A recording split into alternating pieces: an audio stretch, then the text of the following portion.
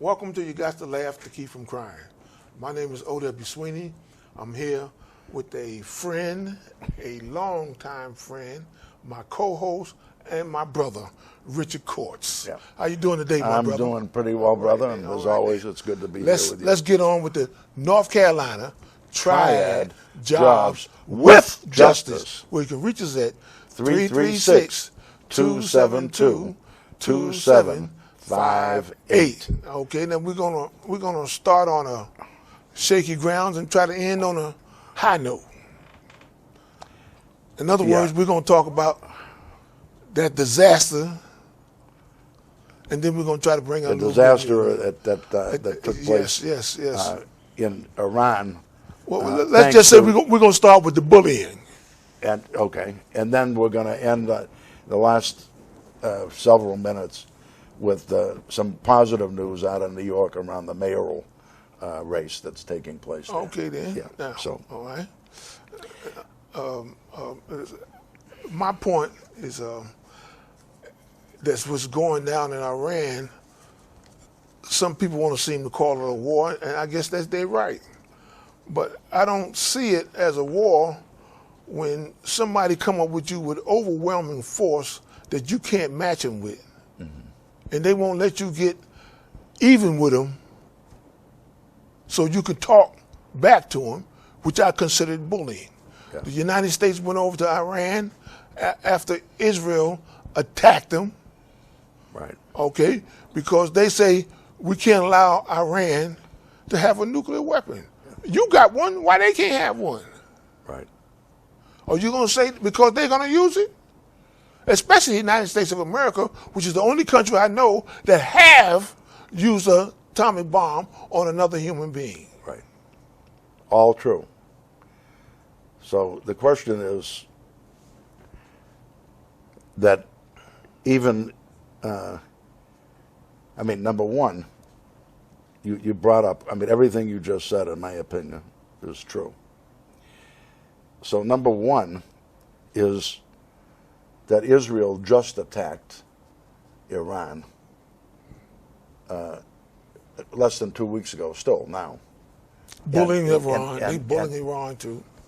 Right. And then it became clear that Netanyahu, the bloodthirsty, dictator in Israel, and a warmonger, was looking for his old Big pal brother. Trump to Come in and slap. to come in and take out the supposedly take out the nuclear build up that Iran has apparently been trying to get ever since Trump, in his first term, ripped up the agreement that had been signed with Iran by the U.S. under Obama and the European Union countries, in which there was regular inspections of the situation with regard to nuclear weapons and versus peaceful nuclear positive construction and economics in Iran itself. And now Trump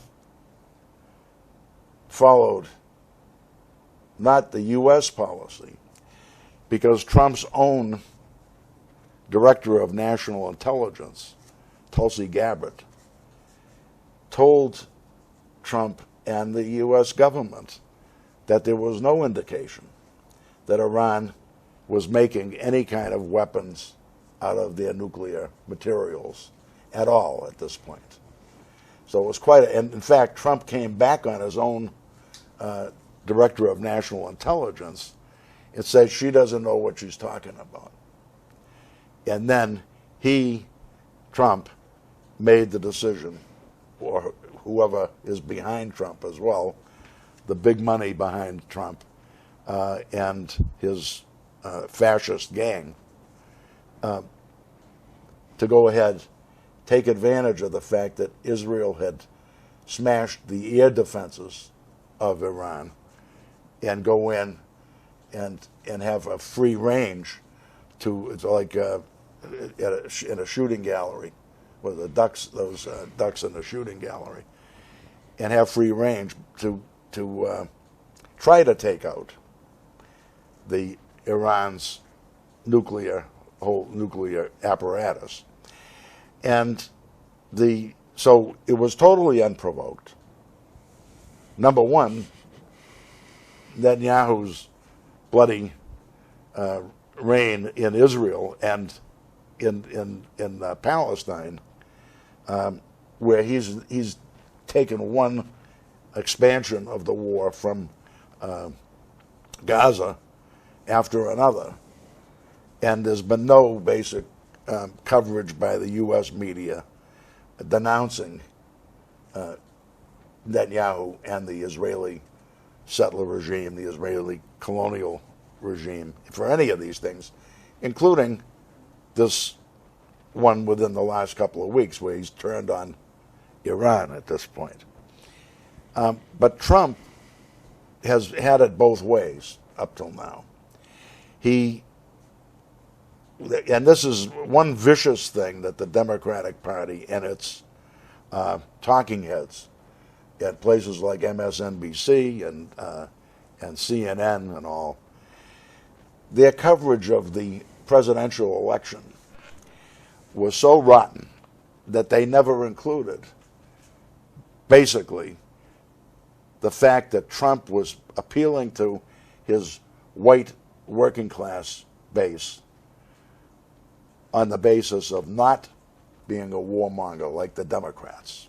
Okay, and this is while Biden's and the Biden-Harris regime was continually arming and rearming the state of Israel under Netanyahu, who was always much closer with Trump than he ever was with Biden at all, right? And the Democrats have been so rotten that since the defeat, Don't you think rotten is kind of mild? I'm open to something more. I agree.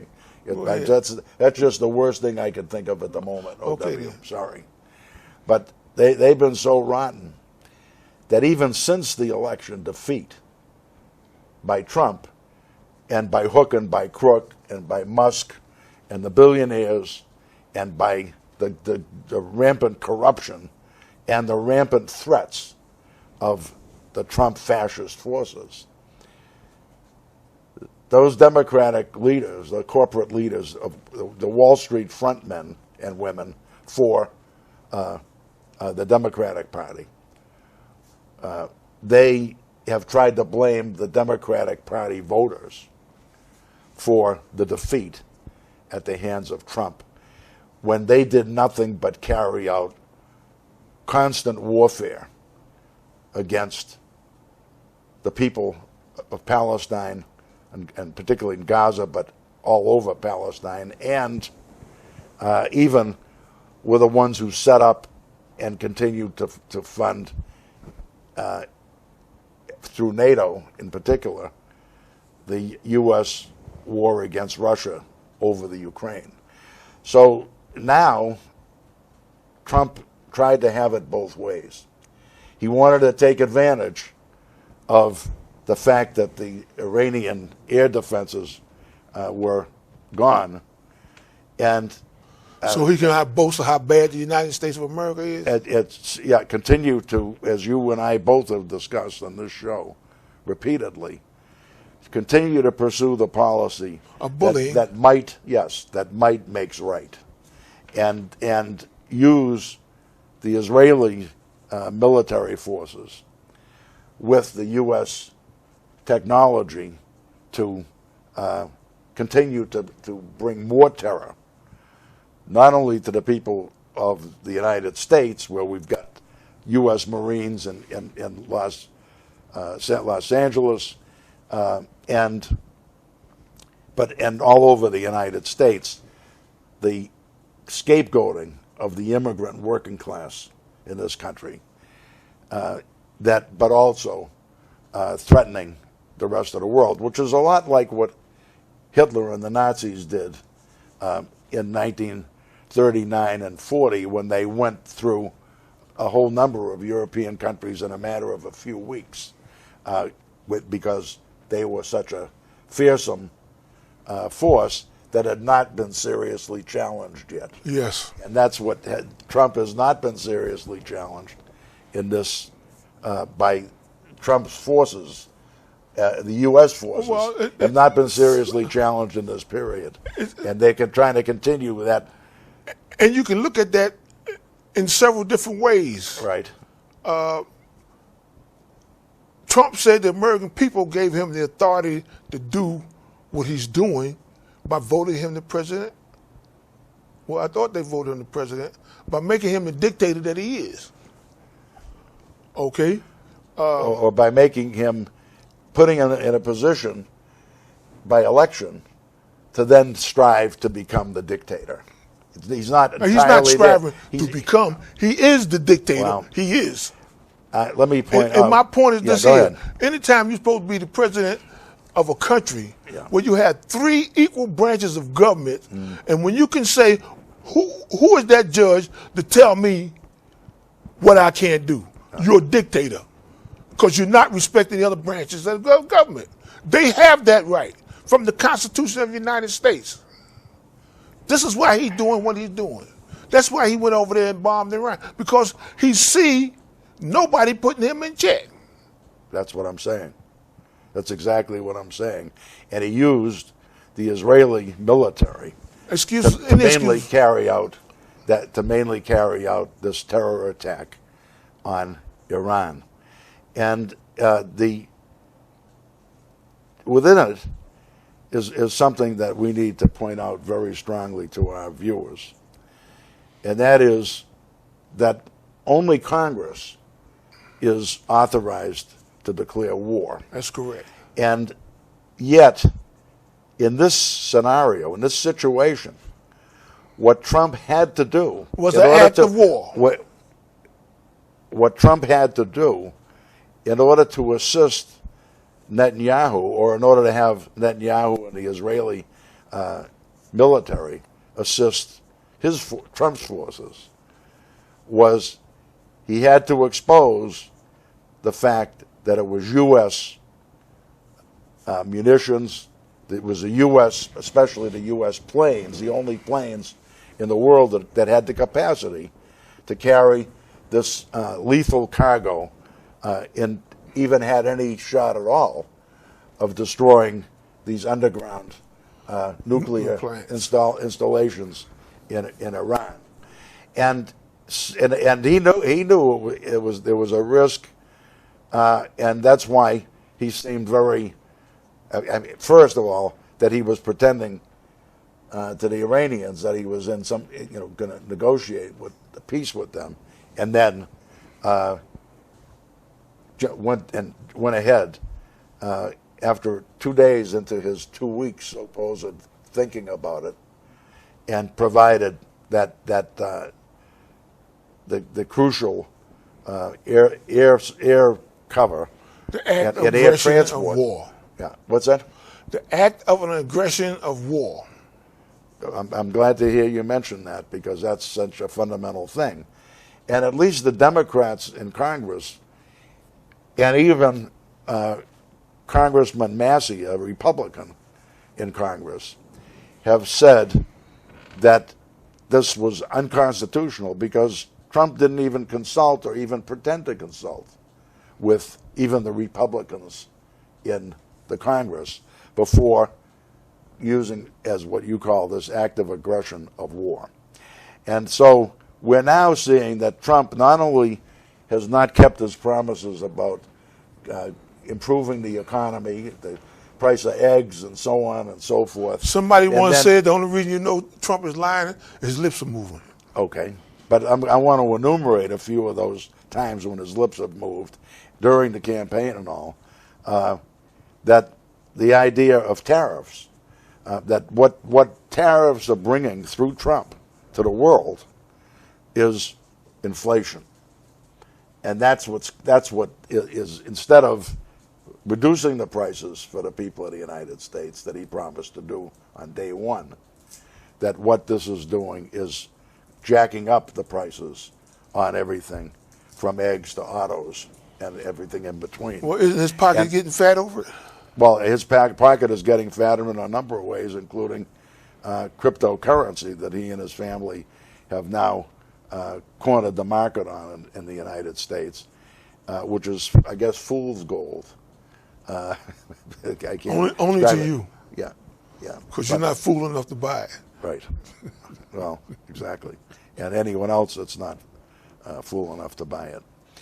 But the whole idea of the terror that Trump and his forces have inflicted on Iran. By the way, OW, and this you may not know yet, Aaron Burnett on CNN reported last night that over 600 Palestinians in Gaza were killed during this brief period when Israel has been fighting in Iran. Over 600 Palestinians in Gaza.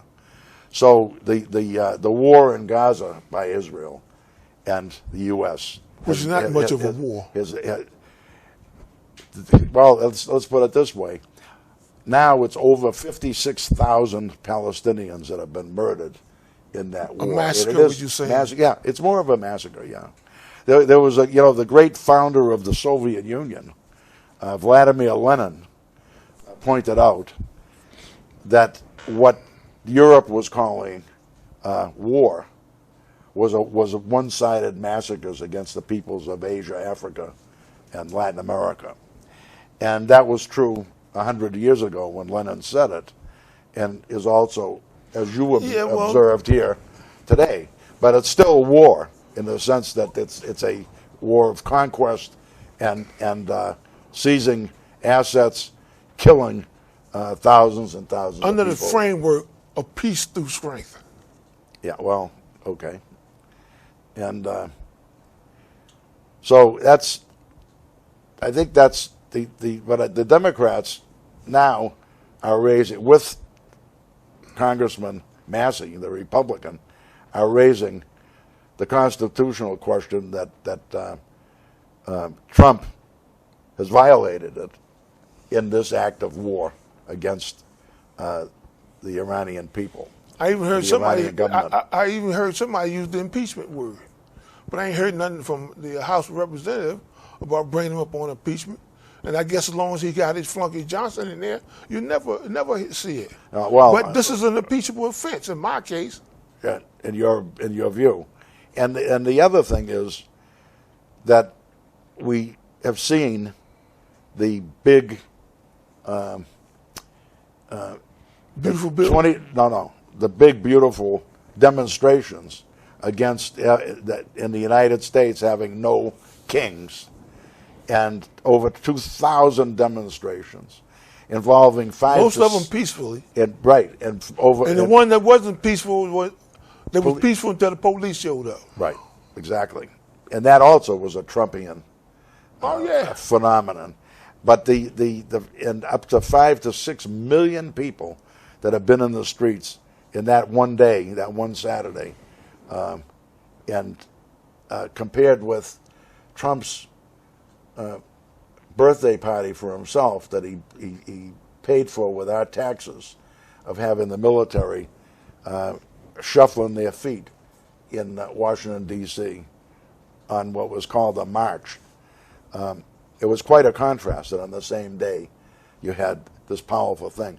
So the people of the United States are catching on. They haven't caught on fully yet, but they are catching on big time. And the fact that Musk and Trump are now at odds, the fact that Trump took the plane, the $450 million plane, as a gift from Qatar, the royal sheik of Qatar. I just want to mention one little thing about that. They said that plane is a gift to the United States of America. Well, said that, yeah, we'll see. But Trump said he's going to put it in his in his museum, yeah. And yeah, we'll see how that pans out. But at any rate, so I think that the question of impeachment, as you raise, is an important one. And even if it's only the Democrats in Congress that raise it, and raise it strongly, that's a beginning. And there are so many impeachable offenses by Trump, and and his fascist gangs. The other thing that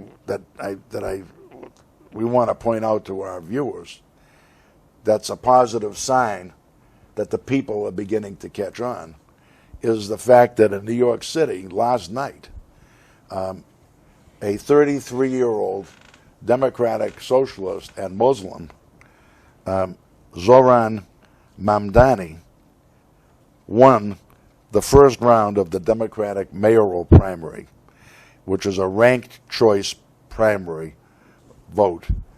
And what that term means, like proportional representation. So there were a lot of people in the race. There were like 12 candidates in the Democratic primary. You try to read them down between the Democrats and the Republicans, and then when you don't win that, you declare yourself an independent to muddy the water against your own Democratic candidate that you were supposed to have so much respect for. Well, you're talking about the former governor of New York, Cuomo, who ended up getting 36% of the vote to 43% of the vote for this 33-year-old Democratic socialist who's an assemblyman in New York at this point, and who ran on a vision that New York should be a city that every New Yorker can live in decently and can afford. And the other nice thing about that election, OW, is that the man that you and I had shown respect for, the current comptroller of New York City,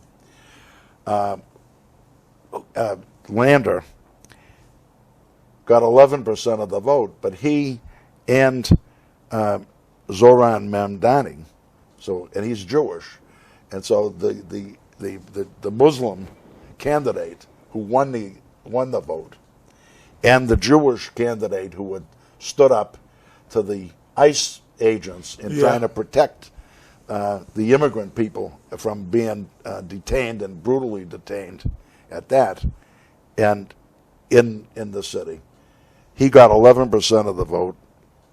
Mamdani got 43% of the vote, and this is against 12 other candidates, and Cuomo got 36% of the vote. But as you started to point out, Cuomo was sharp enough to already put in for running as an independent in the final election, and he may well have a shot at winning the race if they can get all the Republicans and all the other reactionaries to vote for him, and the billionaires who occupy Wall Street in New York. Because they don't want that social democrat to get exactly. Get into office. Right. To maybe show by being a socialist, which means he's dealing with all the people. Right.